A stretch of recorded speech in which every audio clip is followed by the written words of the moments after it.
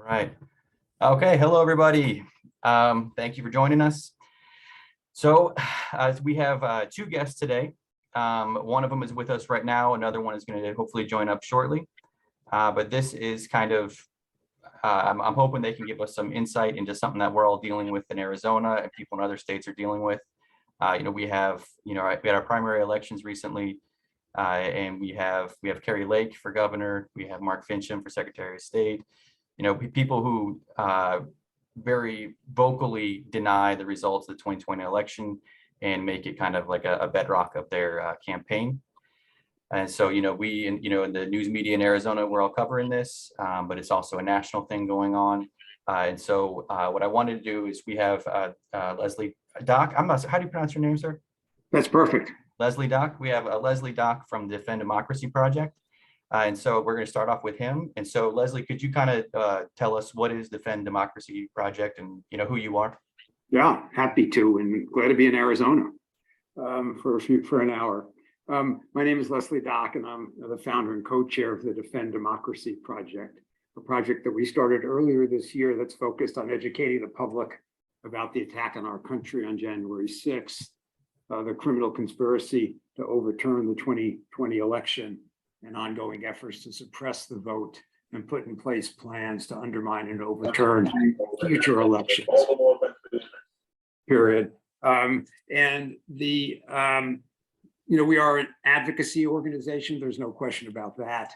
But we are not an electioneering organization. So we're not here to advocate something about the election, but we are here to advocate about the issues. I've worked on these issues before throughout the time of the Mueller report and the Trump impeachment, basically trying to elevate bipartisan voices about the rule of law in America and the need to protect our democracy. And that's what we're trying to do every day. And you have some experience in the federal government, right? I do. I am a Democrat. I served in the Clinton, Obama, and Biden administrations in different capacity, most recently working on healthcare. And I also have a business background. I was on the global management committee of Walmart stores for many years. So I hope I bring a breadth of experience into the work that I do. Okay. All right. Well, it looks like we have Norm Eisen is with us. That's great. Hello. So we're going to do an intro with him. And then, I have a couple questions that I'm going to ask them, pretty broad things. And you all are muted right now, but if you want to submit a question, you can do so in the chat and we'll kind of monitor that and we'll pull ones that, address something new or a different angle that we haven't talked about yet. So Mr. Eisen, welcome. Thank you. I'll greet everyone from the Amtrak rail line. There has been a judge's order, somewhat unexpected one. Perhaps we'll talk about that on the underlying affidavit in the Mar-a-Lago search. And so I've been voluntold to come up to CNN in New York this evening to appear on the air, but you'll get my early and fresh views. Of course, we don't have the affidavit. I'm so pleased to be here with the Arizona Daily Star and your readers. This is like Leslie and I have spoken around the country to journalists and to ed boards in a number of places, but we have not previously had the pleasure of what I think of as the ed board writ large, which is the readers who, of course, drive any publication. So I was particularly delighted to have the opportunity, although I thought I would be doing it from the relative comfort of my own home. Mm-hmm. The club car in LA is the coffee is almost as good as my own. So in terms of my background, I'm an attorney. I was in private practice for 20 years, representing and also investigating. So I've seen both sides of the world. Individuals, companies, enterprises, and political actors who either got in trouble and needed support or deserved to be investigated and prosecuted. I'm the co-founder of CREW, Citizens for Responsibility and Ethics in Washington, which is about 20 years old now, one of our nation's leading watchdog groups. I'm a senior fellow at the Brookings Institution. As you've heard, I'm a CNN commentator, the author of books and whatnot, and I was impeachment counsel for the first impeachment and trial of Donald Trump, notwithstanding all of those, and I've written a ton about all these issues. Notwithstanding all of those criteria, I'm here solely in my personal capacity to talk to you today. Okay. All right. Well, so I understand that we have you for looks like the first half of the hour, and then we have Leslie for the entire hour. So I'd like to get into your side of it a little bit first. You published this report, Trump on Trial, and I was hoping you could kind of give us like what is the gist of that report? Well, the gist of that report was to predict that phenomena like a search warrant being exercised on the former president's home were to be expected. The report builds on the findings of a federal judge in California that the former president had committed, quote, likely crimes in connection with his onslaught on the 2020 election. That's a Brookings report. And although I'm appearing in my personal capacity, I'll summarize it by saying we found substantial evidence that crimes had been committed. I can't say that I predicted to a fare thee well that the search warrant would be executed, but we did talk about the obstruction issues, and then in some of my more recent publications, the other statutes that came into play with the search warrant. So just to summarize, former President Trump is now under investigation in 5 dimensions that we highlighted in that report. There's an investigation that the federal judge also analyzed of Donald Trump's likely crimes to obstruct the proceedings of Congress on January 6th. There's a grand jury on that, we know. There's a grand jury on the pre-January 6th activity, particularly the false electors. The first one is 18 U.S.C. 1512. The second one is 18 U.S.C. 371. There's a third grand jury looking at these document issues. There's a very active state investigation of Trump for what he did in Georgia that has been in the news every day, including today. And then finally, there's the civil investigation and the criminal one that are still going on in New York, where we just saw the former president take the Fifth Amendment. And then in one branch of that investigation, the civil branch, the criminal branch, his former CFO, Mr. Weisselberg, just pled guilty to tax crimes, tax frauds at the Trump organization. That's the large lay of the land. Mm-hmm. Okay. If I could say something just about the January 6th hearings, because they really, a lot of the evidence came out through there that fleshed out Norm's charts. But one of the most important ones is that the president clearly knew that he had lost the election. All of his lawyers in the government told him that, including the attorney general. So much so that, many of the lawyers who advised him otherwise then, sought or seeking pardons or talked about getting pardons because they themselves too knew that they were engaged in illegal acts. And so I think that is really one of the contributions that the hearings have made by bringing forward the testimony of White House counsel and of the attorney general, for example, because intent, knowing that you're committing a falsehood, is part and parcel of committing a crime. Mm-hmm. And in the moment we're in right now, it seems like we are going to have more January 6 hearings next month. Is that right? And then we also have this search warrant issue is ongoing. So we're still very much in the middle of this story, right? Without question. I mean, I think the January 6th committee will be following a different pathway, not overlapping in a sense with this issue of national security. Norm's been the same. It's not, I've had a top secret SCI clearance in my government service. The notion that you would take a document home with you is just not something you would ever consider. I mean, it is so far away from normal behavior. Those documents never left secure rooms. When people carried them somewhere, they were in briefcases with locks and handcuffs. So the fact that this, it's those of us who live that way, it's just unthinkable. Yeah.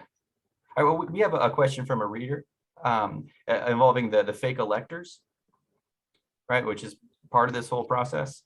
So are the false elector investigations happening in all the swing states, including Arizona? Such an excellent question. There should be a hard look at the false elector facts in all 6 states, besides the other 6 states, besides Georgia, where you had false electors. Unfortunately, the state reactions to those have been variegated, and we've seen no place where there's the same kind of activity and I think strong impetus that the DA in Fulton County, Bonnie Willis, has shown. But we're going to be writing about that. That's going to be a topic of the successor to Trump on trial. Will be working through those issues for the states one by one. And the first one will be coming out in just a couple weeks. I just turned the draft. So if you've enjoyed some of the other writings, we'll have the first one will be assessing the criminal and civil lay of the land in Wisconsin, and we'll go through the other states as well. And we certainly plan to cover Arizona because while the facts are different in the different places, certainly in many of the states, there was the same very concerning conduct that has led the Georgia DA to send target letters to the false electors in that state to tell them that there's substantial evidence of crime and they may very well be charged. And have you done Arizona? Have you reviewed what happened here? Do you have any insight you can share with us? I'll hold my Arizona analysis. I have looked at Arizona. It is not, there are a couple of states that are lower down on the risk profile. Arizona is not one of them. So there are significant issues with the false electors, with the question of whether or not they complied with state law, not just with potential criminal liability, which we will analyze, but also potential civil liability, whether they can be sued civilly for things like civil fraud. We'll address that question and look for that publication to be coming forward early in the fall. Mm-hmm. Okay. Curt, I'm not a lawyer, but I like to play one on Zooms. And I think to Norm's points, 2 things. One, but there's a question of whether these things should be investigated by prosecutors. Because look at the process in Georgia and all that it's uncovered through normal investigatory procedures, subpoenas, a grand jury of people's peers. So that's an important step where it hasn't happened. It's not, it's not necessary that we know, all the facts may not be known today, but meeting the burden for an investigation of that nature is quite important to finding the truth. Well, here in Tucson at the Arizona Daily Star with our, letters to the editor and guest opinions, as I imagine is happening throughout a lot of the country. We had the January 6 hearings, and that was just kind of like, boom, the Trump January 6th, all that is now back in the forefront of everybody's minds. And then we had this search warrant in Mar-a-Lago. I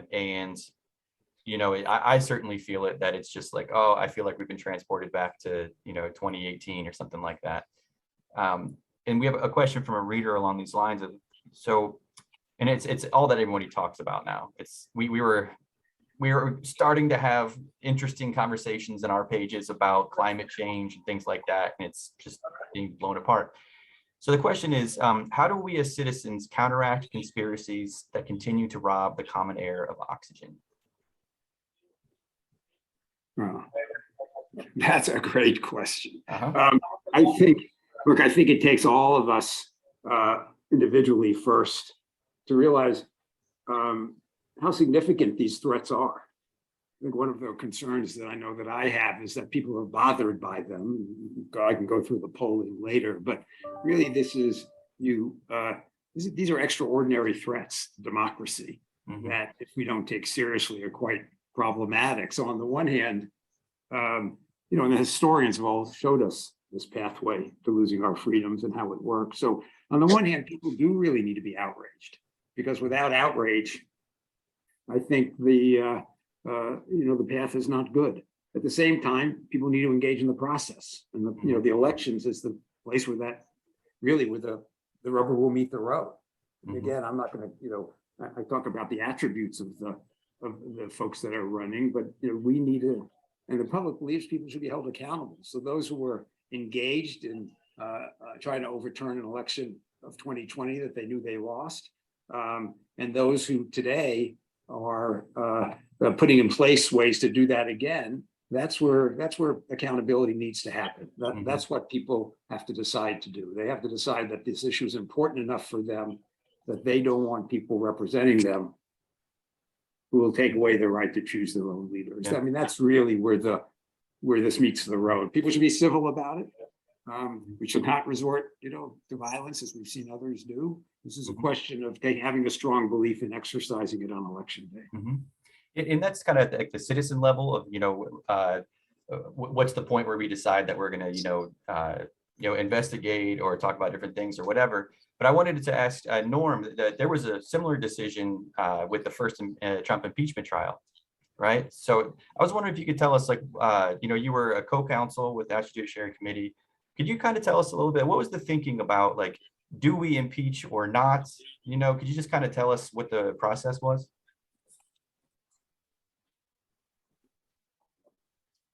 Yeah, the story, I am not here to sell books, but if you are curious, I wrote a book about this very question, among others. This is one of the animating questions. It's called A Case for the American People.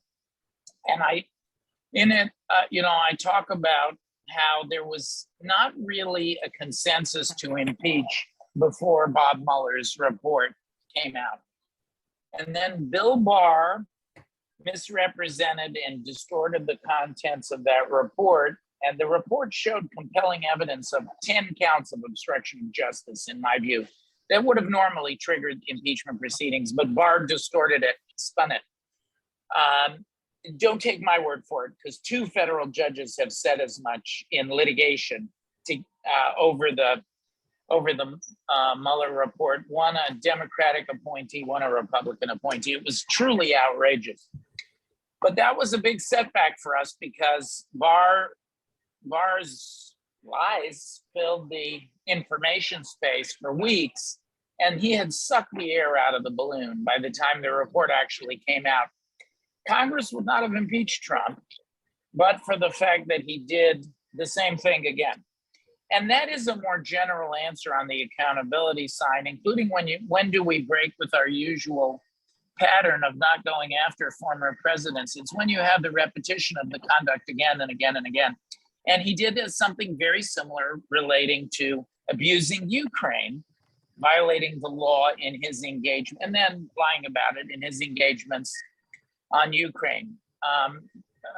In essence, to illegally pressure someone for in violation of his public duty, in that case, the president of Ukraine, to make misrepresentations. Very similar pattern. And the impeachment did not succeed. We did get one Republican vote, Mitt Romney. It was the first time in American history that a senator had voted in an impeachment against the president of his own party. And so then Trump did the exact same thing again. As I write in the last chapter of the book, that's what the January 6th events, election overthrow, election denial, and the big lie we're all about. And I predicted in the last, if you look at the last chapter of the book, I say, this is what's coming next, and here's what has to happen. Unfortunately, it did happen. Biden won by enough. I say this in a nonpartisan way. If Trump had legitimately won the election, I would have been the first to say that must be recognized, and then to call for impeachment. In fact, I worked on the Trump transition. So I counseled, advised the first Trump transition. So that's a subject for another day. And that's the reason that we must move now with these criminal investigations, because this will just keep happening and happening. My latest book, Overcoming Trumpery, again, truly, I'm not here to sell them. My latest book, Overcoming Trumpery, talks about the greatest danger is not just from Donald Trump coming back, it's from all those who've learned malign lessons from his tenure. Mm-hmm. That is my answer. Yeah, great. So one thing that's come up in our letters to the editor since the search warrant is they want to know like the political motivations of investigations, and they're drawing a comparison with Hillary Clinton's emails in the 2016 election, and they're saying that like there was a different process for her than for Trump, and I was wondering if you should shed some light on the differences in those situations. I don't want to hog all the microphone. Well, we're going to do Leslie, more. Do you want to answer that one first? I get my turn. And, well, and I'll go after. Yeah. Well, we should remember that there was quite an investigation of Hillary Clinton. It was done, and that many people believe in some ways and I should say, for disclosure, I worked on the Hillary campaign, but that the actions of the FBI by Mr. Comey and the way he talked about that investigation and then reopened it cost her the election. Mm-hmm. So, that I think that, and at no time, I should say, then people were upset with Mr. Comey, but nobody was calling for violence. Nobody said to defund the FBI. And so I think it's the reaction that's as interesting as what happened. But let's not forget that she was heavily investigated. Uh-huh. And the future president of the United States, Donald Trump, spent most of his time saying she should be locked up. Mm-hmm. So I think that people should pay attention to the fact that, yes, she was investigated in a serious way by the FBI, but also to pay attention to the reaction that people had. They were mad, mm-hmm. but they never called for violence. Mm-hmm. They never called to defund the FBI. They never went after individual agents or judges along the way. Mm-hmm. Yeah, man. I'm sorry. No, I was just going to see if Norm had something to add. Norm, you want to? No, I'll remind people that there was a search of Huma Abedin's home at the end. That probably was there was an FBI search.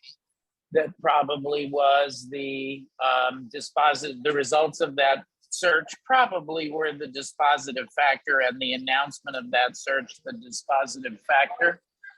That in that case, unlike this one, there was no pattern of refusing to turn material over. The material was properly turned over.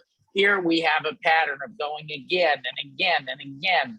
And apparently an allegedly false statement was made that all the classified material was turned over, and it wasn't. So that's different. Mm-hmm. Anyone who knows Merrick Garland, I've had the privilege to know him for over 30 years. He's the least political. I mean, everybody was angry at him until the search because he wasn't doing enough. So this had to be really egregious for him to approve it. And I think the evidence was egregious. And we're going to find out, because the search warrant that has so discombobulated my travel today, this release of the affidavit, so unusual to get that in an early basis, even redacted as it's going to be, is going to tell us a lot about the evidence. I don't think it's going to be very flattering for the unique and dangerous circumstances here. That's how I would answer the readers, in addition to Leslie's very expert analysis. If you can't tell, I just love working together with Leslie on these calls. He's such a wonderful colleague. I can't believe that we never worked together on anything between us. We have more than well over a half century in Washington. So I really do agree with his initial analysis. Mhm. All right, keeping on the legal track here, we have a question about, is there anything legally that would disqualify the fake electors from gaining an elected office? I am actually not sure if Mark Fincham was a fake elector or not. The question is, Mark Fincham, who was a fake elector, a member of Oath Keepers running for Arizona Secretary of State. I would have to check to see if he was, in fact, a fake elector. But the question holds though.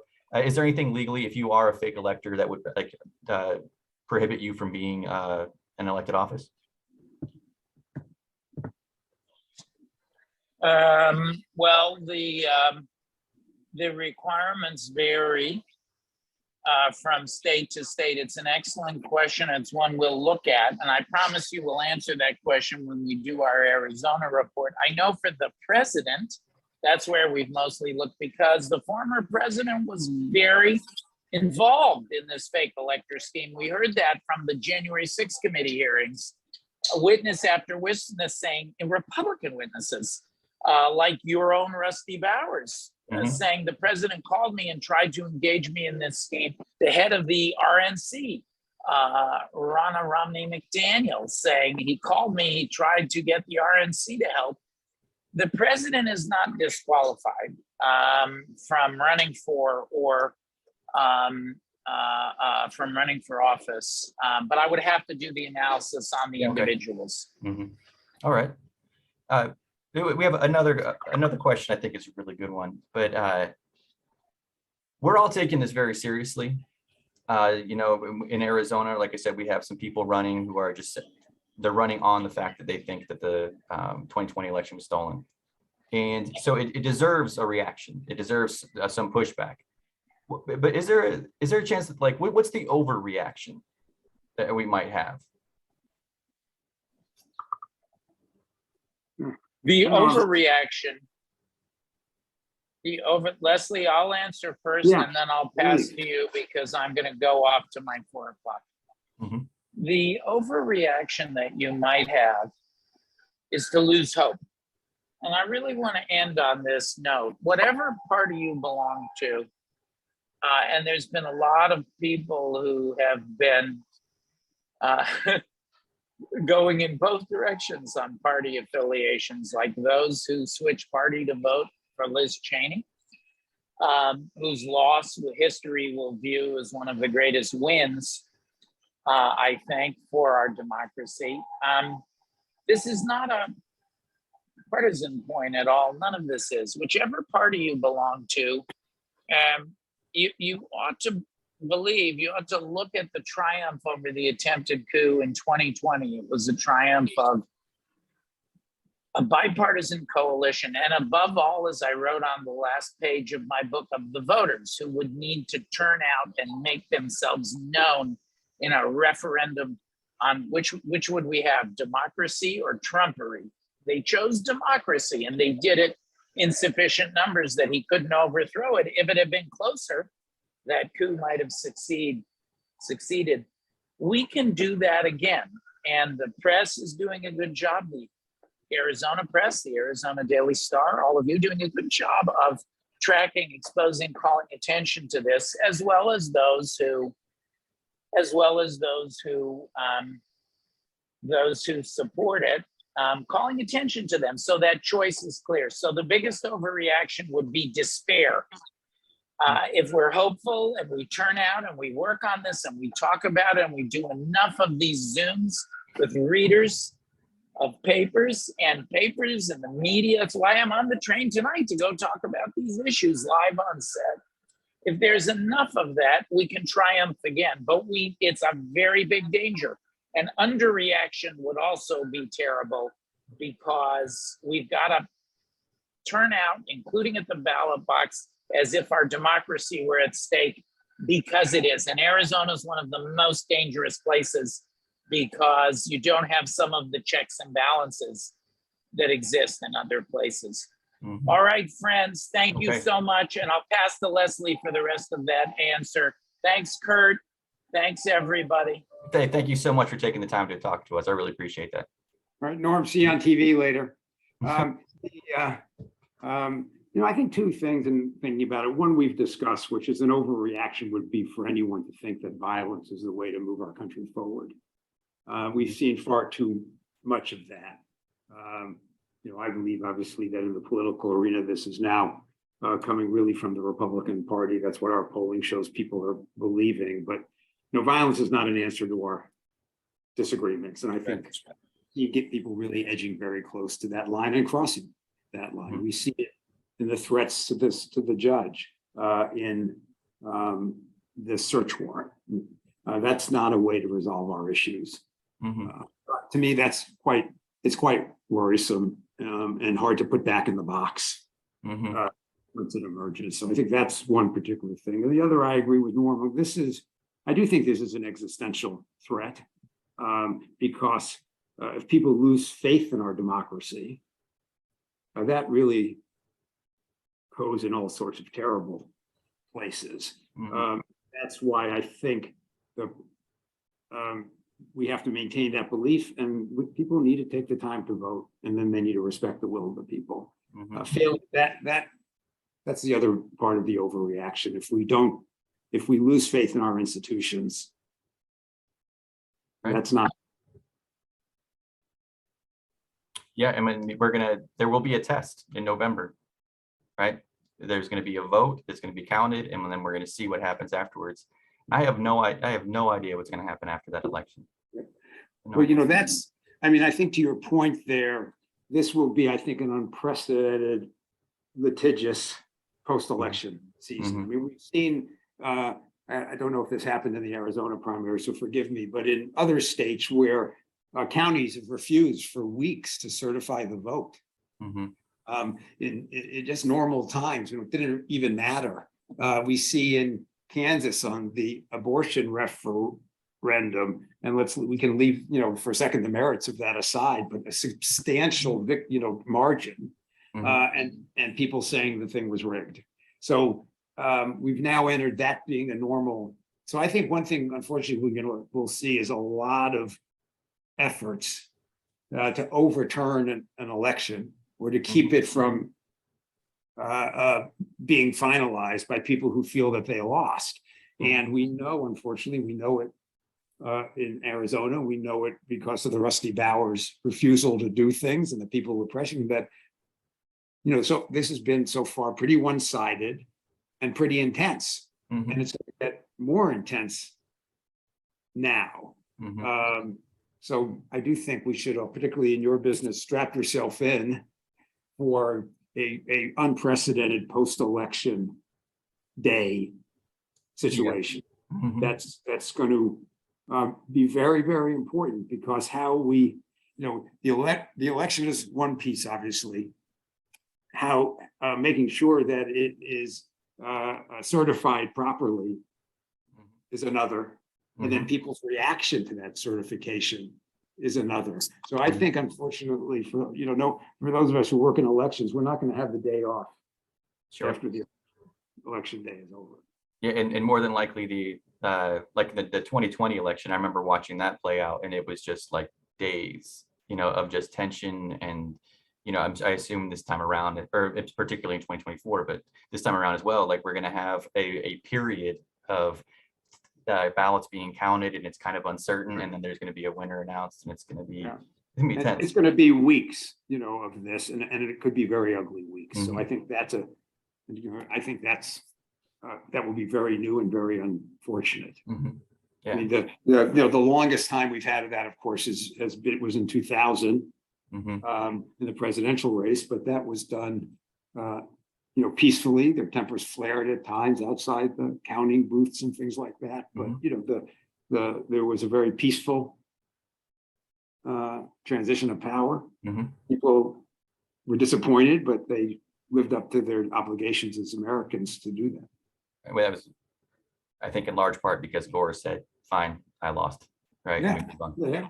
Which, of course, we know from the January 6th hearings, that on January 7th, from the from the outtakes of the statement video that Trump made, that he, even then, after January 6th, after it had been certified, after the attack on the country, that he made them pull out of the script that Joe Biden had won the election. Mhm. So, yeah, you're in Washington, you kind of are looking at the country as a whole. Have you seen any place or any technique where misinformation has been effectively combated, where it looks like, yeah, the people, got the information, the true information they needed? Well, that's a great question. I mean, in some sense, the hearings are a good example of that. I think that people have paid, changed their minds, or at least open up their minds through the hearings. And that we actually see, we just completed this set of polls in 6 states, and the country is remarkably alike in a way. Post the hearings, about 60% of the American people are, bothered. The word we tested was concerned, but, bothered by that. There are about 37% of the people who just believe where Mr. Trump is, they're there, can't be moved. But in general, 30% of Republicans and 60% of independents, and of course, a large number of Democrats, but somewhere around 65% of the American people are very concerned about what they saw. Those numbers were lower. So I think, people, and the vast majority of Americans say they paid attention to the hearing in one way or another. So that's an unusual communications vehicle, but it is a communications vehicle, that worked. And I think the other thing that has to happen, because it's, as you know, very hard to break people out of their information feeds. Other information feeds narrow them down. But I think this is an obligation that sort of our elected, politicians have to stand up and actually be brave. And that's, of course, Arizona. You were lucky enough to be represented by one U.S. senator who did that, and who people had a lot of trust in, and whose voice mattered. Because when he spoke, it mattered that Romney voted for impeachment. And I think that's another thing. We need people like that to step up. And I think they're very hard to find. I mean, when I've done this work, I've talked to a lot of Republican officials who agree with you on the phone, but won't take the public stance because they're part of they have their own tribe. They want to be a lobbyist. They want to, but we need people like that to put country over party and country over themselves. And we saw that in these hearings with these 2 remarkable women who did that and testified. We need more of that in order to, I think, accomplish what you said, to crack the tribes that we're all in.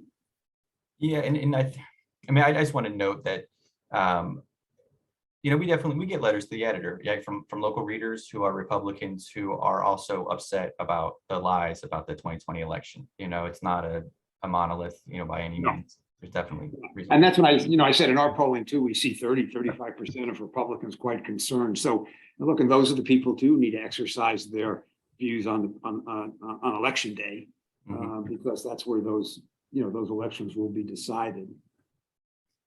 Yeah.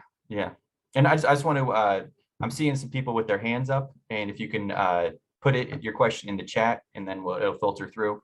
We're not going to be, calling on people right now. Let's see. We are getting a good number of questions. Good. Well, I really just want to ask you is, again, from that national perspective, how does Arizona look? How do we fit into the national picture? Yeah. Well, on the one hand, Arizona gets a lot of political attention because you both have an open Senate race, people paying a lot of attention to, of course. And then you have a senator who is right at the crux of whether or not there would be a reconciliation bill, or now the Inflation Reduction Act of 2022. So I think Arizona overperforms its size when it comes to the space it occupies in the national political conversation, for those two reasons. So, the only state smaller with a larger preponderance of attention would have been West Virginia because of Mr. Manchin in terms of. So I think, it plays an an outsized role. And I think, again, because of the history of Senator McCain as a legacy, that is a, kind of meaningful. It's a brand of politician coming from Arizona that's known to everyone in America. And that also, I think, is part of who you are at the national level. I think in terms of this election, obviously, there are three, you both had members of Congress who were part of the attempt to overturn the election. We talked about pardons according to press reports. So there's a lot of it, that you stand out that way. There was only really a handful of states in which that's concentrated, where there was more than one or two members. And then also the nature of the three winners on primary day. Yes, right. Obviously, there are one or two other states like that. It's not alone, but this is truly a bellwether because you have folks who are, basically making this, as you said as part of your introduction, this is what they're running on.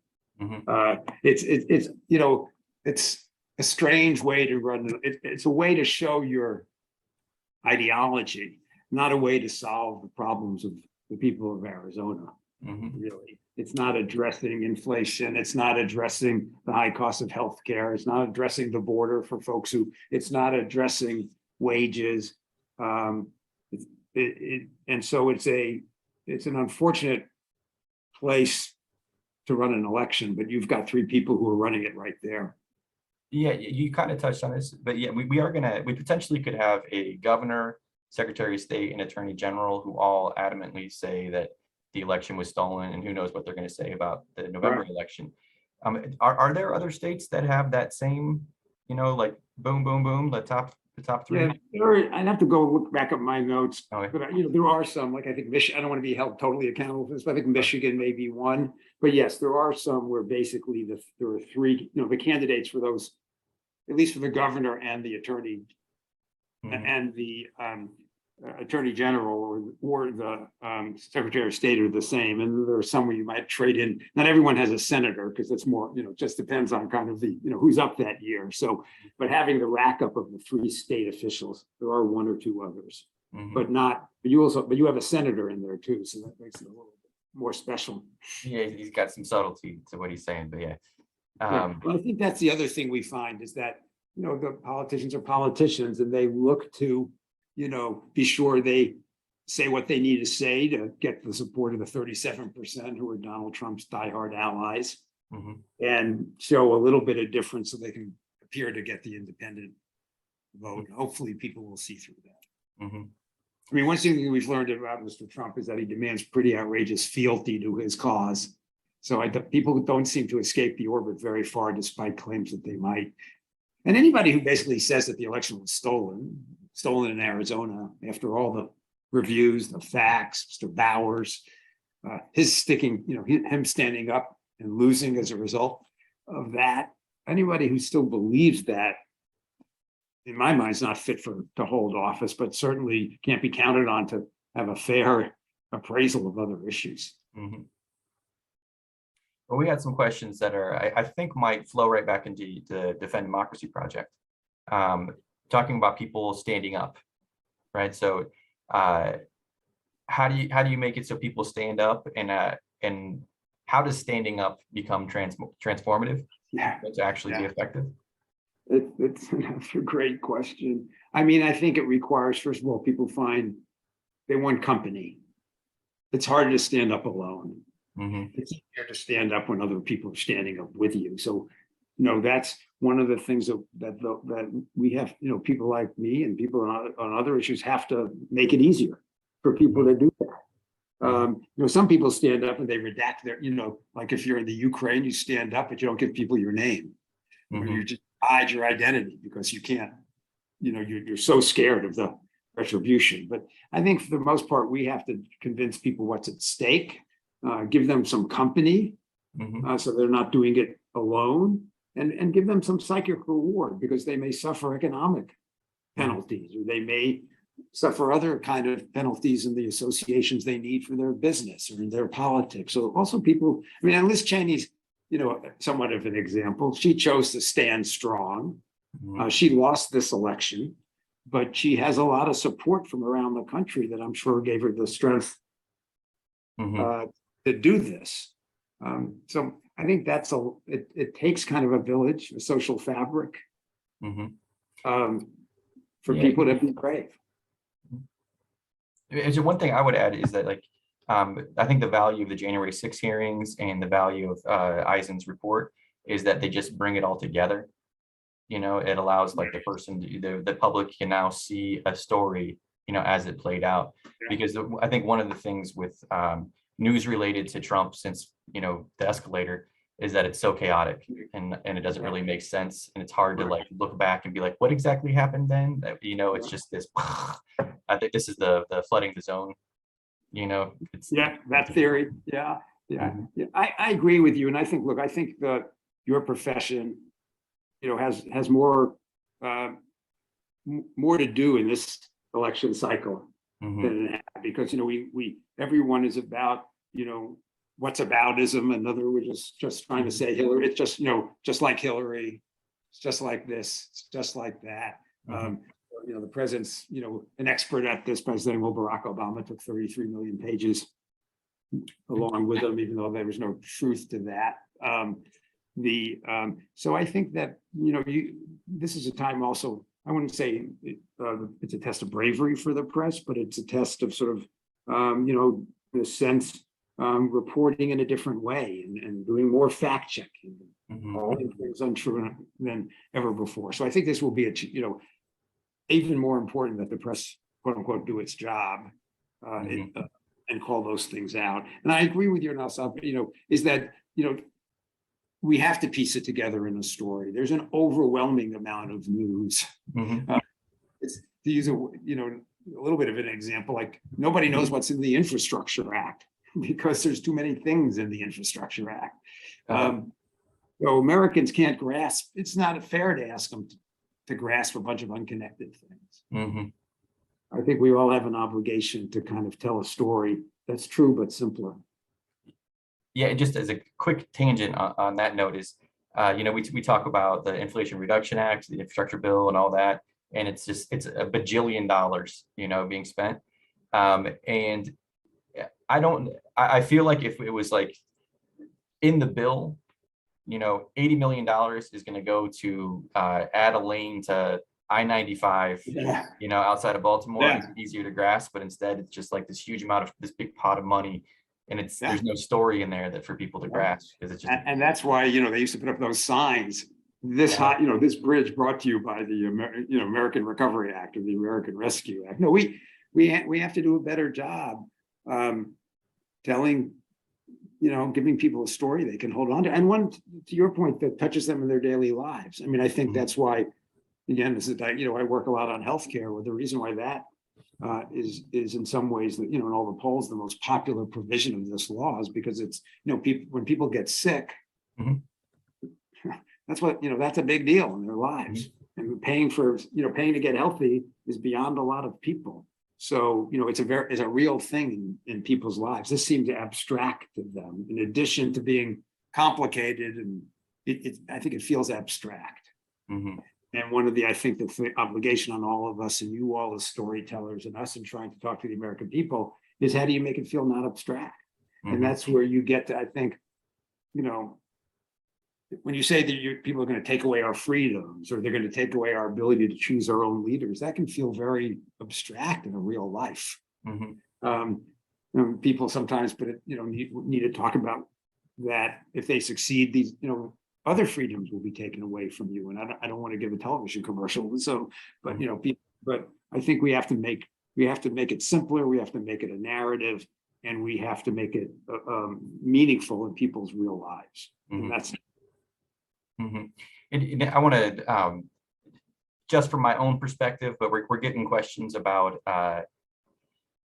just like how the media covers things. And I just want to give my observation from my perspective is, whenever there is something Trump related, people love reading it. Those will be the highest rated, the most read stories on any news site in the country. And so that, you know, does, you know, that's a lot of eyeballs. That's a lot of ad revenue. That's, that's the incentive and at least part of it. And I just want to point out, like with the search warrant in Mar-a-Lago, every morning I go check the wire, right, for the opinions that are put out from all over the country, and it is immediate. As soon as the search warrant, as soon as a big Trump news thing happens, it is just floods. Right. Everything, it just dominates. I bet you if I went to looked at the wire right now, 90% of what's in there is related to Trump. And it is a difficult battle. And I don't really learn anything from him.